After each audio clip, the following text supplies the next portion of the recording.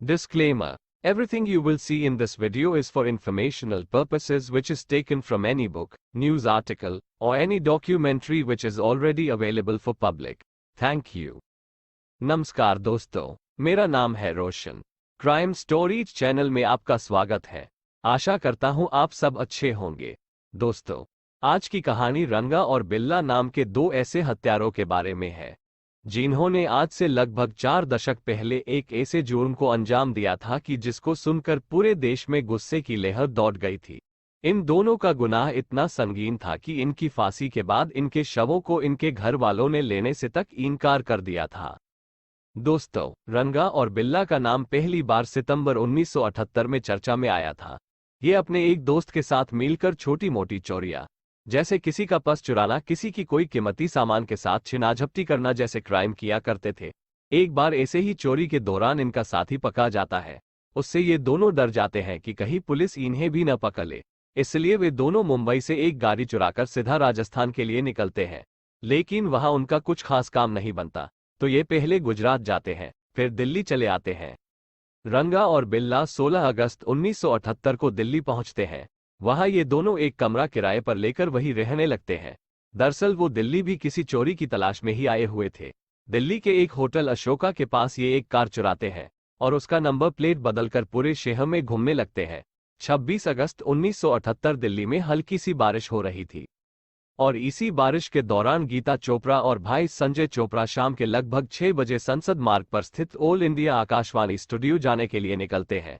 दरअसल उनका वहां युगवानी नाम से एक प्रोग्राम आने वाला था जिसमें ये दोनों प्रस्तुति देने वाले थे। वो दोनों घर के पास वाले स्टॉप पर आकर रुक जाते हैं और किसी गाड़ी के आने का इंतजार करने लग जाते हैं। थोड़ी देर बाद वहां एक मस्टर्ड रंग की कार आते हुए उनको दिखाई देती है, तो वो तुरंत उससे लिफ्ट लेने के लिए हाथ से इशारा करते हैं। उन दिनों लिफ्ट लेना एक आम बात थी और लोग अक्सर कहीं जाने के लिए लिफ्ट लिया करते थे। वो कार उनके पास आकर रुकती है और बड़े ही इत्तेफाक से ये कार रंगा और बिल्ला की होती है। गीता और संजय उनसे आकाशवाणी स्टूडियो तक छोड़ने की रिक्वेस्ट करते हैं और रंगा और बिल्ला उसमें हामी भरकर उनको गाड़ी में बिठाकर चल देते हैं। गाड़ी रंगा चला रहा होता है और बिल्ला पीछे बैठकर गीता को सवालों में उलझाना शुरू कर देता है। थोड़ी दूर चलने के बाद लगभग 7 बजे गीता ये नोटिस करती है कि गाड़ी किसी वीरान सड़क पे चल रही है। तो गीता को कुछ शक होता है, तो वो रंगा से गाड़ी रोकने को बोलती है, पर गाड़ी रुकने के बजाय रफ्तार और तेज हो जाती है।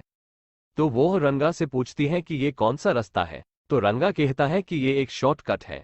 गीता ये देखती है कि ये कोई शॉर्टकट नहीं है बल्कि ये रास्ता जंगल की तरफ जाता है। गीता घबराकर दरवाजा खोलने की कोशिश करती है पर कोई फायदा नहीं था। उन दोनों ने पहले से ही अंदर के हैंडल खोल रखे हुए थे। गीता और संजय पूरी ताकत लगाकर दरवाजा खोलने का प्रयास कर रहे थे।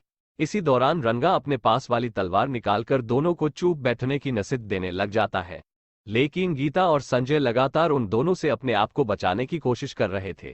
इसी दौरान गीता और संजय की बिल्ला से हाथापाई हो जाती है जिसमें संजय को चोट लग जाती है। थोड़ी दूर चलने के बाद भगवान दास नाम के एक शख्स की नजर उस गाड़ी पर पड़ती है। उनको कुछ गड़बड़ लगती है तो वो उस गाड़ी का पीछा करने लग जाते हैं, पर लाख कोशिश के बावजूद वो गाड़ी उनके हाथ नहीं लगती। बाद में वो इसकी कंप्लेंट पुलिस को कर देते हैं, साथ में गाड़ी का नंबर भी पुलिस को बताते हैं। लेकिन यहाँ उनसे एक बड़ी गलती हो जाती है। दरअसल गाड़ी का नंबर HR के 8930 होता है, पर वो गलती से MR के 8930 पढ़ लेते हैं। भगवान दास जी की उस एक गलती के कारण रंगा और बिल्ला की गाड़ी पुलिस के नजर में नहीं आ पाती है।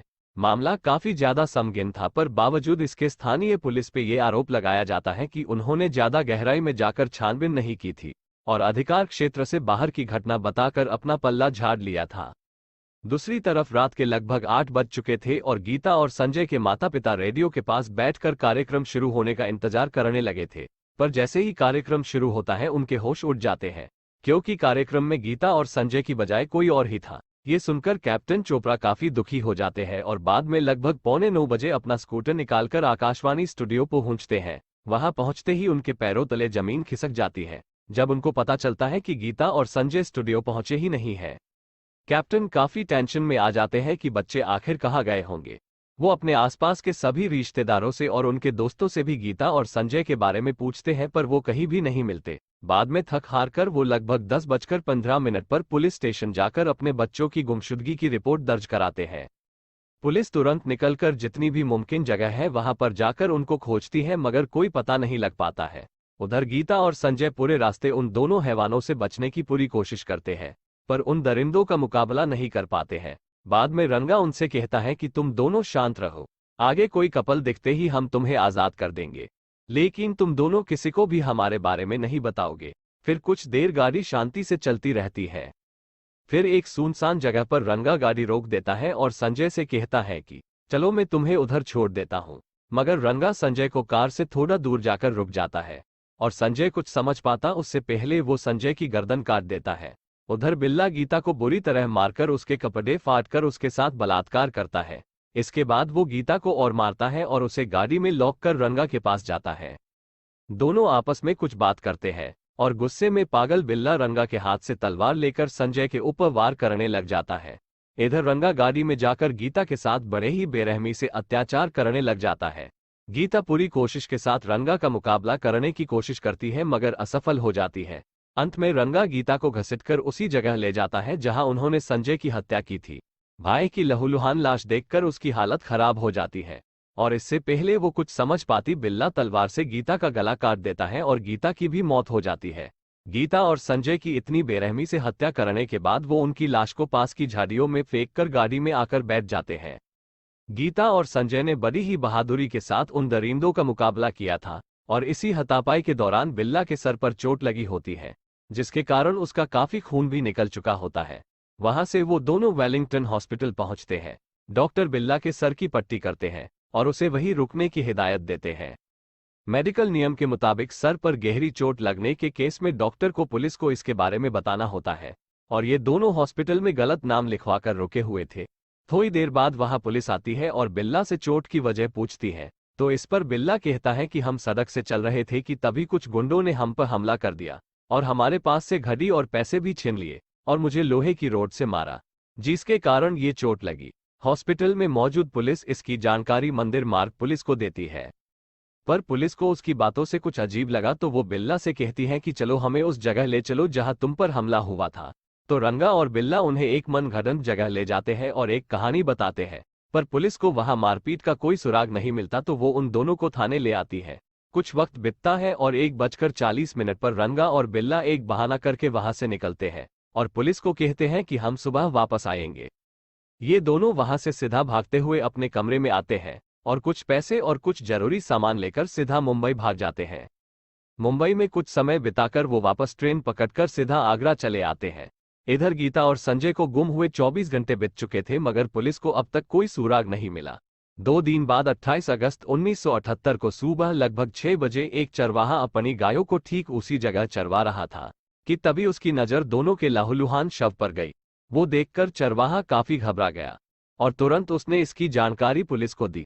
थोड़ी देर बाद पुलिस वहां पहुंचकर दोनों लाशों को बरामद कर लेती है और बाद में गीता और संजय के माता पिता को लाश की शिनाख्त करने के लिए बुलाया जाता है। गीता और संजय के माता पिता इस बात की पुष्टि करते हैं कि ये लाश उन्हीं के बच्चों की है। यहाँ फॉरेंसिक टीम को बुलाकर जांच शुरू कर दी जाती है और सभी छोटे बड़े सबूत इकट्ठा किए जाते हैं। बाद में जब पोस्टमार्टम की रिपोर्ट आ जाती है, उसमें ये खुलासा होता है कि संजय के शरीर पर काफी सारे चाकू से वार किए गए हैं और गीता को मारने से पहले उसके साथ काफी मारपीट की गई है और बाद में उसके साथ बलात्कार भी हुआ है।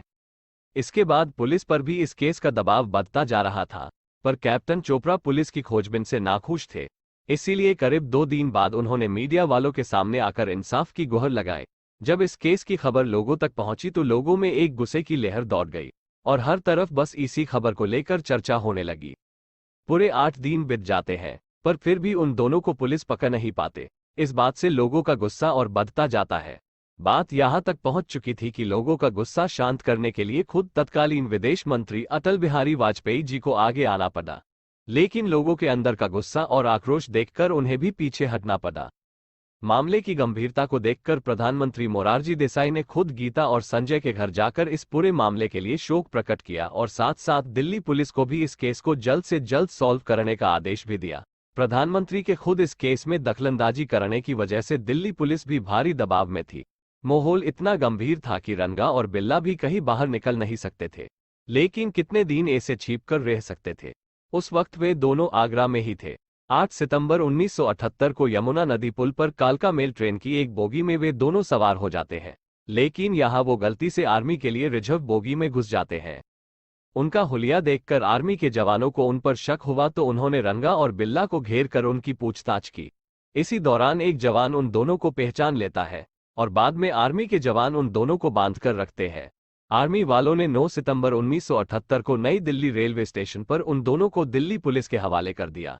दिल्ली पुलिस ने जब उनके पास मौजूद बैग की तलाशी ली तो उसमें वो तलवार बरामद हुई। साथ में कुछ खून में लीपटे कपड़े भी मिले। पुलिस इसके बाद दोनों को गिरफ्तार करके पूछताछ करती है, पर रंगा और बिल्ला इस तरह की किसी भी घटना में उनका हाथ होने से इनकार कर देते हैं। पुलिस फिर वेलिंगटन हॉस्पिटल के डॉक्टर को उन दोनों की शिनाख्त करने के लिए बुलाती है, तब डॉक्टर भी उन्हें पहचान जाते हैं, जिसके बाद पुलिस उनसे और सख्ती से पूछताछ शुरू कर देती है। इसी दौरान दोनों पुलिस के सामने टूट जाते हैं और सारी कहानी शुरू से बताते हैं। पुलिस उस कपड़े में लगे खून की जांच करवाती है तो उसमें भी ये साफ हो जाता है कि ये खून गीता और संजय का ही है। बाद में वो कार भी पुलिस को मिल जाती है जिसका उपयोग इस कांड में हुआ था। गाड़ी को अंदर से तलाशने के बाद पुलिस को उसमें कुछ बाल और खून के निशान मिले जो जांच के बाद बिल्ला से मैच हो जाते हैं। इससे पहले कुछ बाल गीता के नाखूनों में भी मिले थे जो बिल्ला से मैच हो जाते हैं। वेलिंगटन हॉस्पिटल से इक्विपमेंट पर लगे बिल्ला के फिंगरप्रिंट भी मिल जाते हैं। तो कुल मिलाकर सारे सबूत ये साफ इशारा कर रहे थे कि यह हत्याकांड रंगा और बिल्ला ने ही किया है। फिर सारे सबूतों को कोर्ट में पेश कर इस मामले की कानूनी तौर पर सुनवाई शुरू हुई। सबसे पहले एडिशनल सेशन जज के द्वारा रंगा और बिल्ला को हत्या, बलात्कार, किडनैपिंग समेत विभिन्न अन्य धाराओं के तहत मौत की सजा सुनाई गई। कोर्ट के फैसले को रंगा और बिल्ला ने दिल्ली हाई कोर्ट में चैलेंज किया, पर दिल्ली हाई कोर्ट ने भी निचली अदालत के फैसले को सही साबित करके उनकी फांसी को बरकरार रखा। दिल्ली हाई कोर्ट के फैसले के खिलाफ उन्होंने फिर सुप्रीम कोर्ट में अपील की, पर सुप्रीम कोर्ट ने भी हाई कोर्ट के फैसले को सही ठहराया और उनकी फांसी को बरकरार रखा।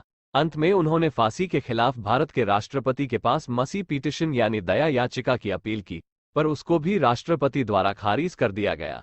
3 साल के कानूनी दलीलों के बाद आखिरकार 31 जनवरी 1982 को रंगा और बिल्ला को फांसी दी गई। फांसी के बाद इनके शवों को इनके अपने घरवालों ने लेने से इनकार कर दिया तो मजबूरन पुलिस को ही उनका अंतिम संस्कार करना पड़ा। जो पीड़ा उन्होंने गीता और संजय को दी थी उसके लिए फांसी की सजा भी कम थी। पूरे मामले की सुनवाई काफी तेजी से हुई थी और सिर्फ 4 साल के अंदर ही केस के मुजरिमों को सजा भी दी गई थी। तो ये थी रंगा और बिल्ला की पूरी कहानी। मैं उम्मीद करता हूँ कि आपको ये कहानी पसंद आई होगी। अगर पसंद आई हो तो प्लीज इस वीडियो को एक लाइक कर दे और इस चैनल को सब्सक्राइब कर दे। मैं रोशन आपसे मिलूंगा फिर ऐसी ही किसी कहानी में, तब तक के लिए धन्यवाद।